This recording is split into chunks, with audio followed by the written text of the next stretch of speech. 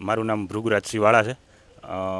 આ જગ્યાએ અમારી પેઢીગત સેવાની જગ્યા છે અને મારા વડીલોએ આ મંદિરના જીર્ણોદ્ધાર માટે બહુ સેવા કરેલી. એ વ્યવસ્થાના ભાગરૂપે આજે હું આ મંદિરની દેખરેખ અહીંની સ્થાનિક કમિટી સાથે મળીને રાખું છું. મંદિરના ઇતિહાસમાં તો એવું છે કે ઘણા વર્ષો પહેલાં તળાજાના બધા વડીલોએ અને ઇતિહાસકારોએ ભેગા મળી અને એવું સંશોધન કરેલું કે તળાજાની સ્થાપના વખતે આ ધનેશ્વર મહાદેવ મંદિરનું સ્થપાયેલું છે.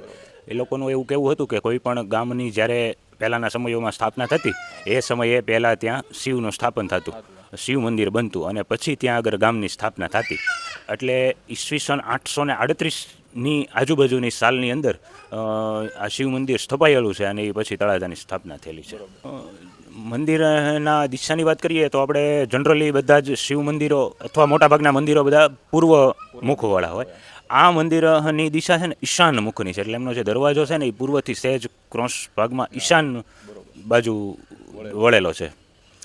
અને અહીંયા ધાર્મિક પ્રસંગોની વાત કરીએ તો અમારે આખા વર્ષ દરમિયાન અમારા નક્કી કરેલા પ્રસંગો છે કે જે દર વર્ષે થાય જ છે.